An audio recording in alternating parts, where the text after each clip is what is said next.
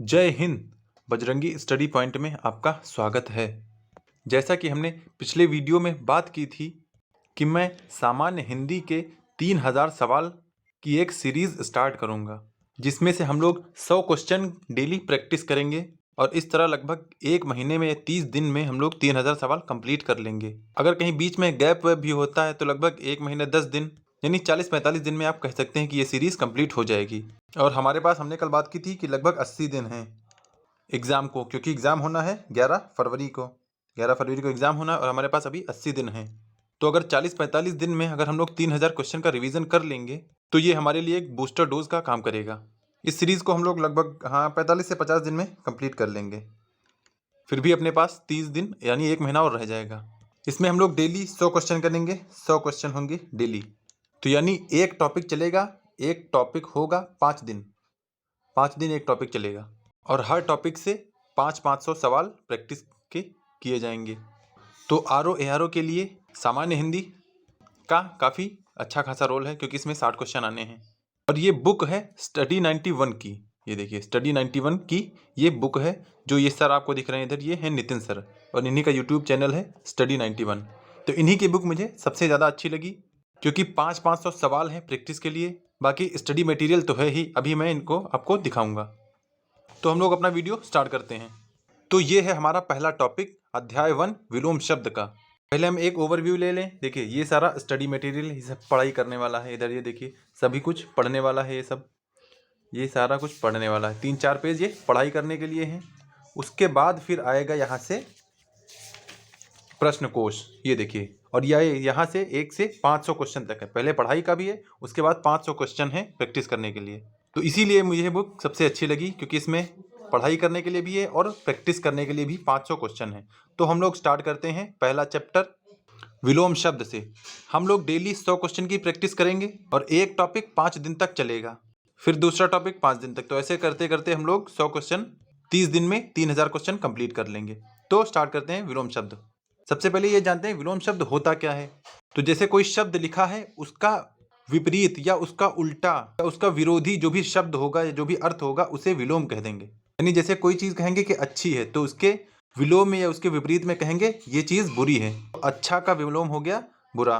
और विलोम में 4 प्रकार से शब्द बनाए जाते हैं। जैसे उपसर्ग से बने हुए, उपसर्ग जो शब्द के पहले लगते हैं। उपसर्ग के परिवर्तन, यानी उपसर्ग में ही कुछ परिवर्तन कर दिया गया। और प्रत्यय जो शब्द के बाद में लगते हैं आखिरी में। और फिर लिंग परिवर्तन, यानी जैसे लड़का का लड़की, माता का पिता, ये सब विलोम हो गया। और युग्म प्रयोग वाले शब्द जैसे रात दिन, पाप पुण्य, ये सब युग्म प्रयोग वाले होते हैं।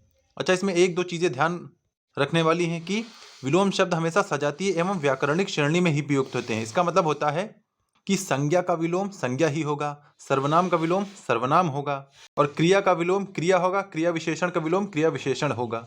और एक बात और ध्यान रखने की है कि तत्सम का विलोम तत्सम होगा, तद्भव का विलोम तद्भव होगा। जैसे अगर हमने कहा कि दिन, तो दिन का विलोम होगा रात, क्योंकि ये तद्भव है। अगर हम कहेंगे दिवस, तो दिवस का विलोम होगा रात्रि, क्योंकि ये तत्सम शब्द हैं। तो बढ़ते हैं अपनी प्रैक्टिस सीरीज पे। तो ये है विलोम शब्द से संबंधित परीक्षावार प्रश्न कोश, यानी ये किसी न किसी प्रीवियस ईयर में आ चुके हैं। हर क्वेश्चन किसी न किसी पेपर में पूछा गया है। जैसे यहाँ पर लिखा है यूपी आरओ प्री, ये सारे प्री में आए हैं। मतलब जो भी आज तक यूपी के एग्जाम में या किसी भी एग्जाम में आए हैं, और खासकर यूपी के एग्जाम में, क्योंकि आरओ भी यूपी का ही पेपर है। तो जो यूपी में पूछे गए अब तक के प्रीवियस ईयर के क्वेश्चन हैं, उन्हीं को इनमें सम्मिलित किया गया है। तो इसीलिए बहुत ही ध्यान से, बहुत ही अच्छे से पढ़ना है। तो स्टार्ट करते हैं पहला क्वेश्चन। पहला है नैसर्गिक। पहले नैसर्गिक का मतलब जानिए। नैसर्गिक का मतलब होता है प्राकृतिक। इसका पर्यायवाची होगा प्राकृतिक, यानी जो प्रकृति ने बनाया गया है। प्रकृति ने जो बनाया उसे बोलेंगे नैसर्गिक, और जो आदमियों ने बनाया गया है उसे बोलते हैं कृत्रिम, इसे बोलते हैं आर्टिफिशियल। नैसर्गिक को बोलते हैं नेचुरल। तो नेचुरल का विलोम हो गया आर्टिफिशियल, यानी नैसर्गिक का विलोम हो गया कृत्रिम। फिर दूसरा प्रथम। प्रथम का विलोम शब्द होगा अंतिम। जैसे कोई चीज़ प्रथम होती है और कोई चीज़ अंतिम होती है, तो प्रथम का विलोम अंतिम। विलोम कहें चाहे विपरीतार्थक कहें, चाहे विपरीत शब्द कहें, सबका मतलब एक ही होता है। तीसरा है अनुरक्ति। अनुरक्ति का मतलब होता है विरक्ति, तो अनुरक्ति का विलोम क्या हो गया विरक्ति। फिर चौथा है अनुग्रह। अनुग्रह, तो अनुग्रह में 4 ऑप्शन भी उसी तरह दिए गए, विग्रह, आग्रह, परिग्रह, संग्रह। तो अनुग्रह का हो जाएगा विग्रह, क्योंकि अनु का विलोम वी से बनता है। तो जैसे अनु का वी हो गया, ग्रह ग्रह है ही। यहाँ पे अनुरक्ति, अनु का वी हो गया, रक्ति का रक्ति ही है, तो अनुरक्ति विरक्ति हो गया। जहां भी अनु है वहां उसको आप वी में चेंज कर सकते हैं। फिर आगे बढ़ते हैं 5वें पे, कौन सा विलोम शब्द का जोड़ा सही है, युग्म सही है। ये ऐसा कौन सा जोड़ा है जिसमें सभी विलोम है और सभी विलोम शब्द दिए गए हैं, इनमें एक ही सही है। जैसे आपत्ति और विपत्ति आप पर्यायवाची हैं, यानी आपत्ति और विपत्ति सेम होता है। दूसरा, अर्वर्षण और अनावर्षण, ये दोनों भी आपस में पर्यायवाची हैं। गणतंत्र और जनतंत्र, ये दोनों भी पर्यायवाची हैं। तो विलोम शब्द क्या हो जाएगा, आदृत और तिरस्कृत। आदृत का मतलब होगा आदर करना और तिरस्कृत का मतलब तिरस्कार करना यानी अनादर करना। तो देखिए यहाँ पर तत्सम आदृत शब्द है और तिरस्कृत भी आदृत शब्द है, सॉरी तिरस्कृत भी तत्सम शब्द है। तो इसीलिए आदृत का विलोम शब्द होगा तिरस्कृत और आदर का विलोम शब्द होता है अनादर। तो तत्सम तत्सम का विलोम होता है और तद्भव का विलोम तद्भव होता है, ये ध्यान रखना है। फिर आधुनिक, आधुनिक है तत्सम शब्द, तो आधुनिक का विलोम होगा प्राचीन। आधुनिक का मतलब होता है पुराना, प्राचीन का मतलब होता है नया। सॉरी ये मैं उल्टा बोल गया, आधुनिक का मतलब होता है नया और प्राचीन का मतलब होता है पुराना। तो आधुनिक और प्राचीन भी तत्सम शब्द हैं। अगर इसे तद्भव में बोलेंगे तो आधुनिक हो जाएगा नवीन, तो आधुनिक का विलोम प्राचीन। तीसरा 7वां है आवर्तक। जैसे देखिए हम लोग आदर को अनादर करते हैं, उसी तरह आवर्तक को अनावर्तक में कर देंगे। आ को अना में चेंज करके हम लोग उसका विलोम कर देते हैं, तो आवर्तक का अनावर्तक।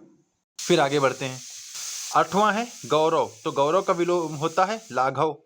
अब ये चीजें याद करने वाली भी हैं क्योंकि इसमें डायरेक्ट पूछा गया है कि गौरव का विलोम बताइए, तो गौरव का होता है लाघव। उसी तरह अमृत का होता है विष, ये आप सबने सुना होगा कि अमृत का विलोम होता है विष। अच्छा देखिए ये सब कहीं ना कहीं पूछे गए, ये भी यूपी आरओ एआरओ प्री केम में पूछा गया 2021 वाले में। फिर सदाचार कदाचार, सदाचार का कदाचार। फिर इसमें पूछा गया है कि इन में से कौन सा विलोम का युग्म गलत है। क्वेश्चन भी ध्यान से पढ़ना है, कहीं कहीं सही पूछ लेता है, कहीं कहीं गलत पूछ लेता है। तो जैसे पहला ही लिखा आविर्भाव का विभाव नहीं, आविर्भाव का तिरोभाव होता है, तो यही गलत हो गया। बाकी अपराधी यानी जिसने अपराध किया हो, निरपराध जिसने अपराध ना किया हो। उन्मूलन किसी चीज का निवारण करना, रोपण किसी चीज को लगाना। विहित मतलब करना, निषिद्ध मतलब नहीं करना। फिर आता है 12वां, इसमें सरल शब्द का विलोम नहीं, सरल। इस क्वेश्चन को ध्यान से देखिए, इसमें पूछा गया है सरल का विलोम नहीं है। यहाँ सरल के अलग अलग मतलब निकाले जा सकते हैं। जैसे सरल का एक मतलब होता है सीधा, अगर सरल का सीधा मानेंगे तो एक विलोम हो जाएगा कुटिल, तो मतलब कुटिल इसका विलोम है। दूसरा एक सरल है कि मतलब एक सीधी लाइन, अगर सीधी लाइन मानेंगे तो वक्र, वक्र यानी थोड़ा टेढ़ी लाइन। और एक सरल का तो कठिन होता ही है, तो इसमें कौन सा विलोम नहीं है, विरल। विरल का विलोम होता क्या है, तो विरल का विलोम होता है सघन, आपने सुना भी होगा। तो सरल का विलोम नहीं है विरल। क्वेश्चन भी ध्यान से पढ़ना है कि नहीं है कि है पूछा जा रहा है, और आप इसमें एलिमिनेशन भी लगा सकते हैं। फिर आगे पूछा है कि कौन सा विलोम शब्द का युग्म सही है। कौन सा सही है, यहाँ पर आप ऑप्शन देखिए कि थोक और परचून। थोक का मतलब एक साथ में बल्क में लेना, परचून का मतलब अलग अलग लेना, या थोड़ा फुटकर में लेना। यहाँ थोक का फुटकर भी हो सकता था, बाकी सब गलत हैं। फिर उपत्यका का होता है आदित्यका। उपत्यका मतलब होता है दो पहाड़ों के बीच का स्थान, उसे उपत्यका बोलते हैं, तो वो उपत्यका का विलोम आदित्यका। फिर आगे बढ़ते हैं मृषण। मृषण का विपरीत विलोम होता है रूक्ष। फिर आगे बढ़ते हैं अनघ। अनघ का विलोम है अघी। अघी अनघ का विलोम होता है। फिर निषिद्ध के लिए सही विलोम है, निषिद्ध के लिए सही विलोम है विहित। फिर 18 है शुष्क का विलोम। शुष्क मतलब होता है सूखा, ड्राई, और यहाँ पर आर्द्र हो जाएगा। आर्द्र का मतलब होता है नम, तो सूखा का विलोम नम और शुष्क का विलोम आर्द्र, क्योंकि शुष्क और आर्द्र दोनों विलोम शब्द सॉरी तत्सम शब्द हैं। अच्छा अगर शुष्क का यहाँ पर एक शब्द लिखा होता नम, तो नम ना होके आर्द्र ही होता, क्योंकि तत्सम का विलोम तत्सम होता है, इसीलिए इसका ध्यान रखना है। फिर आगे बढ़ते हैं 19वें क्वेश्चन पे। इसमें फिर पूछा गया कि स्थूल का विलोम नहीं है। स्थूल मतलब होता है कोई छोटी चीज या तुच्छ चीज, तो यहाँ पर आप ऑप्शन से एलिमिनेट कर सकते हैं कि सूक्ष्म मतलब छोटा होता है, दुर्बल मतलब भी छोटा या कमजोर होता है, तन्वी मतलब भी छोटा होता है, शाश्वत मतलब होता है लगातार, तो स्थूल का विलोम लगातार या शाश्वत नहीं होगा, ये हमारा ऑप्शन सही हो जाएगा। फिर पृथक का सही विलोम है। पृथक का मतलब होता है अलग करना, और संयुक्त का मतलब होता है एक करना। एकत्र मतलब होता है इकट्ठा करना, और संयुक्त का मतलब होता है एक चीज, कोई सब चीज मिलकर एक चीज हो गई है, इसीलिए इसका सही जवाब होगा संयुक्त। फिर आगे है उपयोग। तो उपयोग तो सीधा अनुपयोग हो जाएगा। फिर 22, इसमें कौन सा विलोम गलत है, तो इसमें सभी विलोम शब्द सही हैं। दक्षिण का वाम होता है, उद्यम का निरुद्यम होता है, विधि का निषेध होता है, और बर्बर का सभ्य होता है, इसीलिए इसमें कोई भी गलत नहीं है। यहाँ पर कोई भी ऑप्शन सही नहीं होगा, क्योंकि ये सभी एक दूसरे के विलोम शब्द हैं।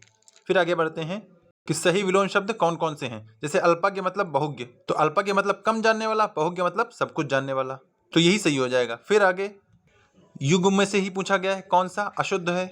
अच्छा, युग्म से पूछा जाए तो ये देखना जरूरी है कि गलत लिखा है या सही लिखा है या शुद्ध लिखा है। इसमें जैसे अशुद्ध पूछा है, मतलब 3 तो सही होंगे, चौथा गलत होगा। और इसमें कुछ भी ऐसा समझाने वाला नहीं, इसमें सिर्फ याद करने वाला है कि अगर आपको पता है तभी हो सकता है। जैसे मौलिक का अनुदित होता है, निरपेक्ष का सापेक्ष होता है, बंधन का मोक्ष होता है, लेकिन सचल का चल नहीं होता है।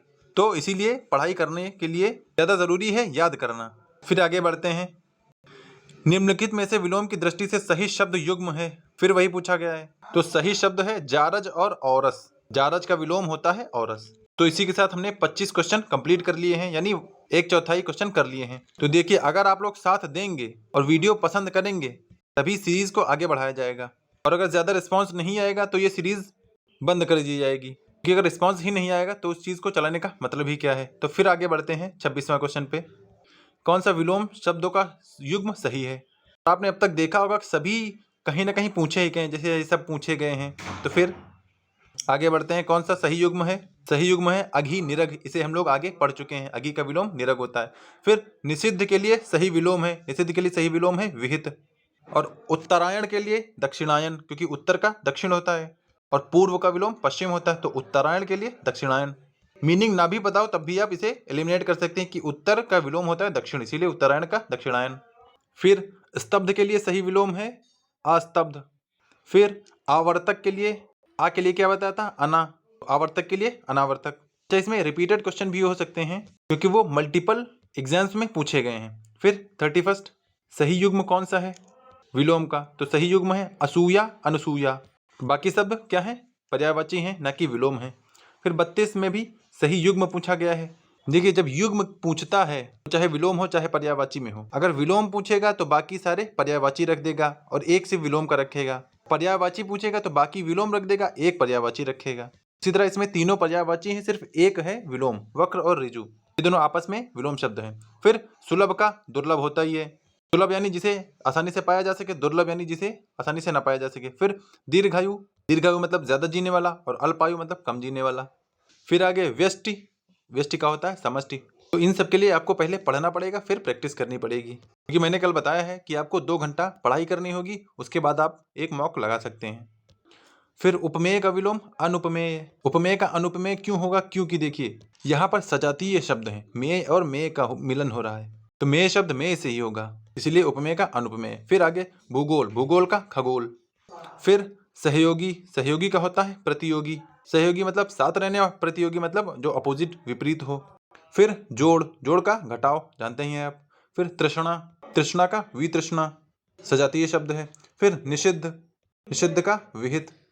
फिर 42 भौतिक, भौतिक का सबको पता है आध्यात्मिक होता है। फिर 43 प्राची, प्राची का याद कर लीजिए प्रतीची होता है। इसमें सभी लगभग 2 सजातीय वर्ड दिए गए, जैसे उदीची और यमीची, लेकिन प्रतीची होता है। प्राची का प्रतीची। इससे पहले हमने व्यष्टि का समष्टि पढ़ा था, तो वही समष्टि का फिर व्यष्टि आ गया है। यानी आप देख सकते हैं ये क्वेश्चन रिपीट ही हो रहे हैं किसी ना किसी एग्जाम में, तो इनको लगा के जाना है, बहुत ज़रूरी है। फिर आगे है कि कौन विलोम की शब्दी दृष्टि से एक युग्म गलत है। यहाँ पर गलत की बात की गई, बाकी सारे सही होंगे, एक गलत होगा। यहाँ पर आग्रह का अनाग्रह होता है, ना कि विग्रह, तो ये गलत हो जाएगा, बाकी सब सही हो जाएंगे। फिर 46 में क्या है, विलोम शब्द की दृष्टि से सही युग्म है। सही हम लिखो पढ़ भी चुके हैं, आद्रत का निराद्रत विलोम होता है। फिर आविर्भूत, आविर्भूत का तिरोभूत, जैसे आविर्भाव का तिरोभाव होता है, उसी तरह 48 में क्या है, क्षणिक, क्षणिक मतलब बहुत ही कम समय में या बहुत ही कम समय के लिए, और शाश्वत मतलब बहुत ही लंबे समय के लिए, जिसे शाश्वत मतलब लगातार बोलते हैं या लंबे समय के लिए, तो क्षणिक का विलोम हो जाएगा शाश्वत। फिर 49वां क्वेश्चन है अग्रज, अग्रज का विलोम अनुज होता है। और 50th यानी 50वां क्वेश्चन है कि कौन सा विलोम की दृष्टि से गलत युग्म है, यानी बाकी सही होंगे और एक गलत होगा। जैसे मौन का होता है मुखर, मौन का मतलब बोलने वाला, मुखर का मतलब मौन का मतलब चुप रहने वाला, मुखर का मतलब बोलने वाला। शानदार का मतलब बहुत अच्छा, शर्मनाक मतलब बहुत बुरा। बर्बर मतलब जंगली, और सभ्य मतलब सभ्य। तो अनुचर और परिचर विलोम शब्द नहीं है एक दूसरे के। फिर तो इसी के साथ हमने 50 क्वेश्चन कंप्लीट कर लिए हैं। अब हमारे आगे के 50 बचे हैं। मैं फिर बता रहा हूँ कि अगर सीरीज़ आप लोगों को पसंद आएगी तभी ये आगे कंटिन्यू होगी, वरना एक दो वीडियो डाल के मैं इसको स्किप कर दूंगा अगर ज़्यादा रिस्पांस नहीं मिला तो। फिर 51वां है कि युग्म गलत है। तो युग्म गलत कौन सा है? देखिए, अमित का परिमित होता है, सत्कार का तिरस्कार होता है, सुख का दुख होता है, लेकिन आच्छादित का अनाच्छादित होता है, ना कि परिच्छद होता है। तो आच्छादित का परिच्छन्न नहीं होता है, अनाच्छादित होता है। फिर 52वां है, कौन सा सही युग्म है? तो सही युग्म है हमारा ऋत और अनृत का। तो ऋत और अनृत आपस में एक दूसरे के विलोम है। फिर विलोम शब्द का युग्म अशुद्ध है। तो इसमें पहला ये, जैसे अनंत का विलोम असीम नहीं होता है, अनंत और असीम आपस में पर्यायवाची हैं। बाकी कुशल अकुशल विलोम है, जड़ चेतन विलोम है, धर्म अधर्म विलोम है।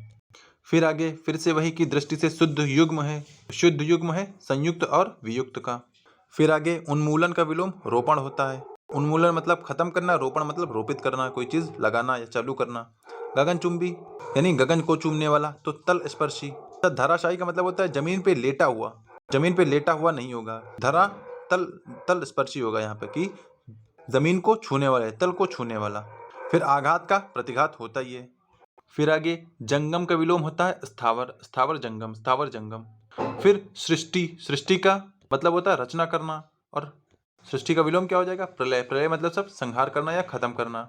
फिर ईप्सित का होता है अनीप्सित। आप यहाँ इसे अभीप्सित से कंफ्यूज कर सकते हैं, लेकिन ईप्सित का विलोम होता है अनीप्सित। फिर साहचर्य, साहचर्य का मतलब साथ रहने वाला, और अलगाव का मतलब अलग होने वाला।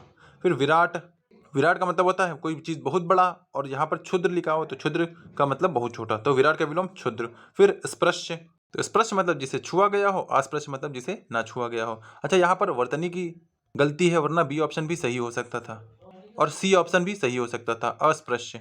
सिर्फ वर्तनी का भी यहाँ पर ध्यान रखना होगा, क्योंकि वर्तनी शुद्धि भी हमारे सिलेबस में है। फिर आज्ञ का, आज्ञ का मतलब कम जानने वाला, और विज्ञ, विज्ञ का मतलब थोड़ा बहुत जानने वाला। फिर आगे गौरव, गौरव का एक बार आ चुका है लाघव। फिर बहिरंग, बहिरंग का होगा अंतरंग, क्योंकि बहिर का होता है अंतर, तो बहिरंग और अंतरंग आपस में परस्पर विलोम हो जाएंगे। फिर ग्रस्त, किसी चीज से भी पीड़ित है वो और मुक्त हो गया है, तो ग्रस्त का विलोम मुक्त होता है। फिर आहूत, आ का अना में कन्वर्ट हो जाता है तो अनाहूत हो गया। फिर अथ, अथ का मतलब होता है कोई चीज शुरू होना, इति का मतलब होता है कोई चीज खत्म होना, तो अथ और इति आपस में विलोम हो जाएंगे। फिर वादी का होता है प्रतिवादी, वादी का विलोम प्रतिवादी। फिर अवर का विलोम होता है प्रवर। फिर जटिल का विलोम होता है सरल, जटिल का मतलब थोड़ा कठिन काम, और सरल का मतलब आसान काम। फिर विलोम की दृष्टि से एक युग्म अशुद्ध है, अशुद्ध है मतलब बाकी सारे सही होंगे। जैसे आयात का निर्यात होता है, सही है। दृश्य का अदृश्य होता है, सही है। प्रत्यक्ष का परोक्ष होता है, सही है। लेकिन आमिष का सामिष नहीं होता है, आमिष का निरामिष होता है। फिर प्रत्यक्ष, प्रत्यक्ष का मतलब होता है सामने।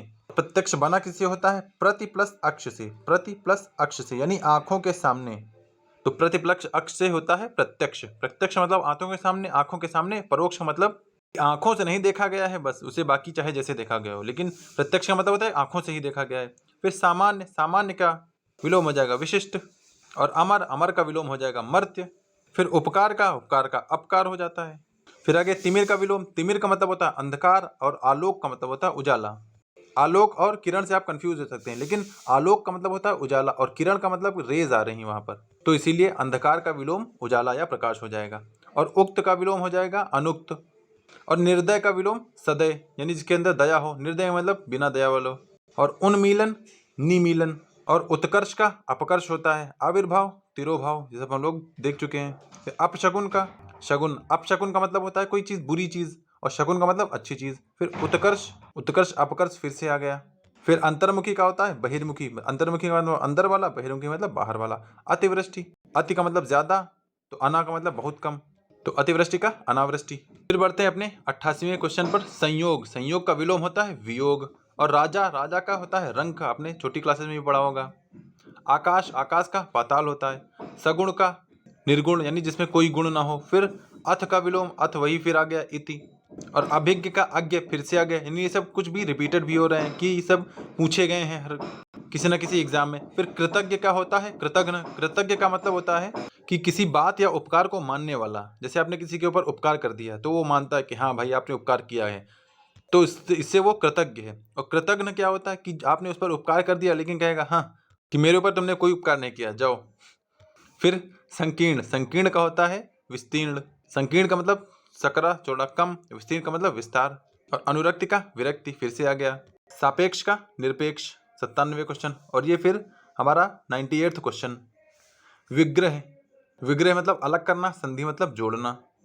फिर कौन सा विलोम युग्म त्रुटिपूर्ण है, यानी कौन सा गलत है, बाकी सब सही होंगे। तो अपेक्षा और उपेक्षा सही होता है, अपेक्षा का उपेक्षा होता है, अग्रज का अनुज होता है विलोम, आदान का विलोम प्रदान होता है, लेकिन अवनत का उन्नत का विलोम अवनत होता है, ना कि अवगत। अवगत का मतलब तो जानने वाला। फिर 100वां है यथार्थ।